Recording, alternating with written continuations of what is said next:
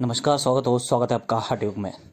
नाद जनियु क्या है और नाद जनियों से कैसे पता चलता है कि सारा ब्रह्मांड, सारा सृष्टि ओंकारमय है। इस वीडियो में यही बताने की कोशिश की, तो बने रहिए और देखिए पूरा वीडियो अंत तक। इस नाद जनियु मंत्र से यहाँ स्पष्ट होता है कि यहाँ पूर्ण संस्कार ओंकारमय ही है, अर्थात सृष्टि सृजन उत्पत्ति से पूर्व सब शून्य था, तब ओंकार उत्पन्न हुआ जो अनहद नाद स्वरूप था। अतः सिद्धियों उस अनहद नाद बिंदु पर विवेक करने पर यहाँ बिंदु रूपी नाद सर्वत्र व्यापक है, समाहित है और योगी की काया में यह बिंदु सूर्य रूप से नाभि स्थित मणिपुर चक्र में तथा सहस्त्र चक्र रूप में शीश में चंद्र स्वरूप में है। अर्थात जिससे अमृतपान होता है तो नादे चंद्रमा, नादे सूर्य, नाद रहा घट पिंड भरपूर, तो यह नाद बिंदु रूप में काया के उज्ज्वल तथा निवर्चन रूप में संपूर्ण काया पिंड में भरपूर व्याप्त है। यह नाद काया का सूक्ष्म और सिद्ध स्थान है, जिसका बिंद अर्थात ओजस रूपी वीर्य सर्व काया में यानी कि सभी शरीर में सिद्ध स्थान है। उसका बिंदु अर्थात ओजस रूपी वीर सर्व काया में सभी शरीर में सभी नसों नसों में मर्मस्थ स्थान रहता है। सदा सदा चैतन्य रूप से काया पिंड में भ्रमण करता है रहता है। जब नाद बिंद और योगी की एक स्वभाव अर्थात उस योगी का ब्रह्मचर्य योग साधना ध्यान जब एक स्वभाव का अर्थात एकाग्र होता है, तब नाद बाजे भई प्रतीत अर्थात अनहद नाद का आवाज प्रतीत होकर सुनाई पड़ती है। तभी सदगुरु की कृपा होती है और आत्म साक्षात्कार होता है और ब्रह्म साक्षात्कार होता है। तब इस नाद सुनाई देने वाला पर आत्म साक्षात्कार होने पर वहां काल भी भाग जाता है और ओम रूपी अनहद नाद द्वारा आत्मदर्शन यानी कि आत्मज्ञान की उपलब्धि हो जाती है उस योगी को, उस साधक को, और वहां उच्च योगी सिद्ध साधक बन जाता है, जिसको हमने प्राप्त किया है। टिल्ले बाड़े घाटे टिल्ला पीर मड़िया पीठ पाटेश्वरी डंखनी शंखनी सकेसर नगरकोट महामाई, अर्थात आदि शक्तिपीठों पर टिल्ला शिवपुरी जैसे कैलाश पर्वत जो नाथ सिद्धों का मूल स्थान है। इन सभी स्थानों पर 4 जुगों से मान मर्यादा अनुसार नाथ सिद्ध योगी यहाँ मध्य टेक या नाके घाटे मध्य टेक आना है और उन्हें नादी बजाकर आदेश करना है। यहाँ बेश भगवान की मर्यादा है। इस प्रकार यह मंत्र का उच्चारण करते हुए तथा मान पान मर्यादा अनुसार आदेश कर मध्य टेकेंगे तो 36 भोजन अर्थात अनेक प्रकार के पदार्थ युक्त स्वादिष्ट भोजन का भोग अखंड प्राप्त होता है। और यही इस मंत्र सिद्धि का प्रभाव है कि सर्वत्र 3 लोक में मान मर्यादा तथा इस प्रकार भोजन खान पान की कभी कमी नहीं आएगी। देखिए यहाँ पर इस नाद जो मैंने बोला नाद ओंकारमय, वो क्या है, वो साधना करने से क्या होता है यहाँ पर बताया गया है। किंतु इस मंत्र के बिना ही आचरण करोगे तो 3 लोकों में कहीं भी ना स्थान मिलेगा, ना भोजन मिलेगा, ना मान पान मर्यादा मिलेगी। इस प्रकार इस ओंकार प्रणव नाद जो नादी पवित्र सहजनयों में है का भेद, इसका सर्वव्यापक ओंकार शक्तिमय सर्व सिद्धिदायक का रहस्य जो साधक जानता है, वह आप ही कर्ता कर्विता है, आप ही देवता देविता स्वरूप है। इस प्रकार अनंत कोटि सिद्धों का यहाँ शिवपुरी यानी कि कैलाश लोक का समुचित संपूर्ण शैव योगी नाथ संप्रदाय को मिला है, जो युगों युगों से परंपरा अनुसार चलता आया है। इस प्रकार यह नाद जनियु मंत्र सर्व प्रकार से ओंकार रहस्यों से पूर्ण और व्यापक है।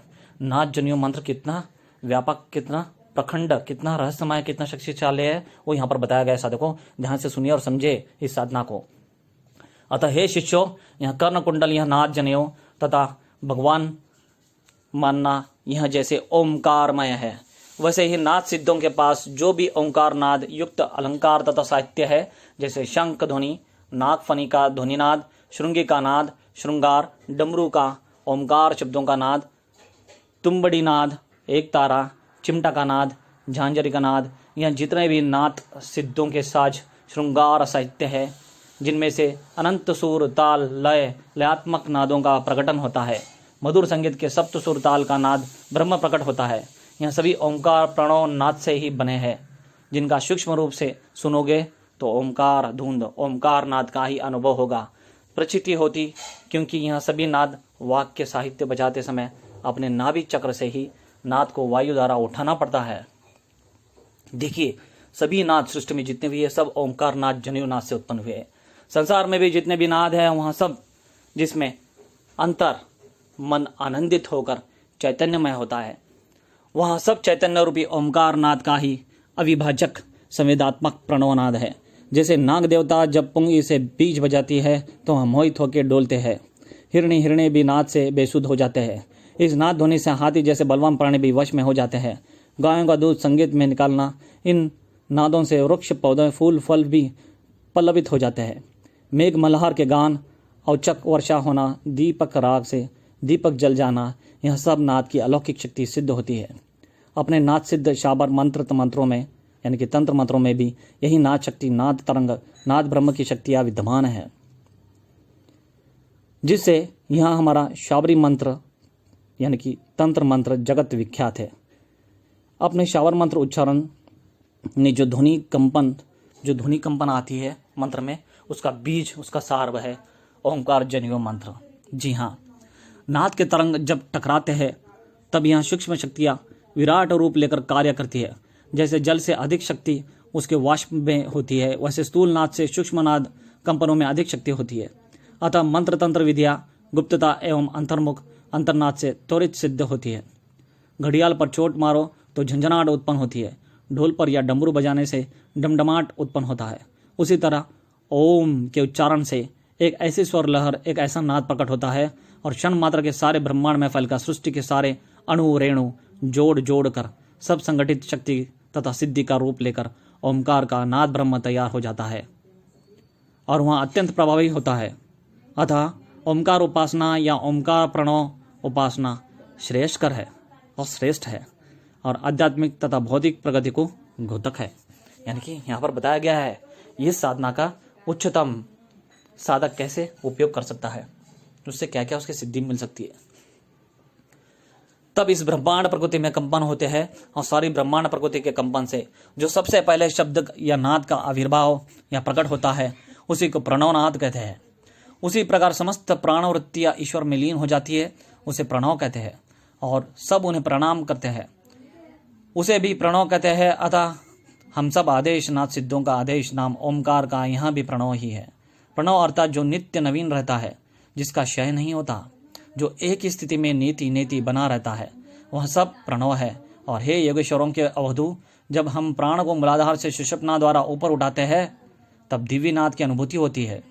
यहाँ ओमकार ऊपर उठते हुए, ऊपर चलते हुए जो चक्र का भेदन करते हुए नाद चलता है, तो प्रत्येक चक्र के उनके अपने अपने नाद सुनाई देते हैं और वहाँ जागृत होना चालू होते हैं, जिससे अनंत सिद्धियाँ प्राप्त होती है और मुक्ति प्राप्त हो जाती है। अंततः सूक्ष्मतम नाद का साक्षात्कार होता है और उसे ही प्रणवनाद कहते हैं। यह प्रणव एक अखंड अद्वित चिन्मात्र प्रणव है जो अनादि अनंत अविनाशी है। अब सुनो ओमकार किस कारण कहा जाता है। इसलिए कि ओमकार का उच्चारण करने में प्राणों को ऊपर खींचना पड़ता है, प्राण रूपी ओमकार उठाना पड़ता है। इसी कारण हमको ओमकार कहा जाता है, अर्थात काना नकुंडल गले नाद करो सिद्धो नाद ओंकार आधा। हे सिद्धो, आप नाद ओमकार उठाओ और प्रणव अर्थात नमस्कार अर्थात आदेश करो। प्रणव कहने का कारण उसका उच्चारण करते समय उसे उस ओमकार को या सद्गुरु को, अपने इष्टों को, पीर महंतों को, आदि आदरणीय को आदेश करो, प्रणाम करो, उनको समझो, उनसे ज्ञान लो। इसलिए उसका नाम प्रणव है। वह सब में श्रेष्ठ, शुद्ध, शक्तिशाली और उच्चतम साधक है आत्मज्योति आत्मदर्शन पाने का। और भी कहता हूँ कि इस ओमकार और प्रणव में थोड़ा ही अंतर है। जैसे कि यहाँ प्रणव नाद अनहद नाद मन चित्त वृद्धि के निरोध होने पर ही सुनना संभव है और ओमकार उसी नाद का, उसी अनहद नाद का गौण रूप से, स्थूल रूप से उच्चारण करना या बोलना मात्र है। अर्थात ओमकार यहाँ त्रिगुणात्मक सगुण ब्रह्म है तो प्रणव उसी का निर्गुण ब्रह्म है। अतः सुनो, कानन कुंडल गले विच नाद करो सिद्धो नाद ओंकार। अर्थात इस प्रकार अपने गुरुदेव के यहाँ अनमोल वचन, यहाँ गोरखवाणी यानी कि ये गोरखनाथ जी कह रहे हैं, इसलिए इसे गोरखवाणी कहा गया है। तो यहाँ पर बताया गया है कि ओमकार नाद क्या है, प्रणव क्या है, ओंकार और प्रणव में क्या फर्क है, क्या कितना शक्तिशाली है और एक सिद्ध साधक को कैसे वहाँ सिद्ध बना सकता है सरलता से, आत्म साक्षात्कार करते हुए, ब्रह्म ज्ञान प्राप्त करते हुए। तो यहाँ पर सुनते सुनते भर्तृहरि गोपीचंद्रनाथ दोनों अत्यंत दिगड़मुड हो गए। आगे यहाँ कुछ नहीं बोल पाए। उनके मुखमंडल पर आनंद तथा समाधान स्पष्ट दिखाई दे रहा था। वह दोनों ही एक अत्यंत गहरे आनंद में समा गए थे गोरखनाथ के इस दिव्य ज्ञान को सुनकर। मानो वहां का संपूर्ण ओंकारमय ज्ञान में सब कुछ लीन होने जा रहा था। फिर छाई स्तब्धता और शांति। उन्होंने गुरुदेव को नतमस्तक होकर नमस्कार किया, प्रणाम किया और सदगुरुदेव का पुनः अपने ध्यान समाधि में लीन होने लगे। यानी कि गोरखनाथ जी पुनः से लीन हो गए। तो ये पूरा गोरखनाथ जी ने बताया उनके शिष्यों को, यहाँ पर वही बताया गया। और मैंने आपको यही बताया कि प्रणव और ओंकार जो नाद है उसमें क्या फ़र्क है, कैसे सिद्ध करना है, क्या इससे प्राप्ति होती है। तो इसमें आपको कुछ भी संशय हो तो ज़रूर मुझे पूछिए, कमेंट्स करें, आपको तुरंत रिप्लाई मिल जाएगा। पसंद आया तो लाइक करना, शेयर करना। बस इतना ही था इस वीडियो में। मिलते हैं अगले वीडियो में, तब तक के लिए धन्यवाद। स्वस्थ रहे।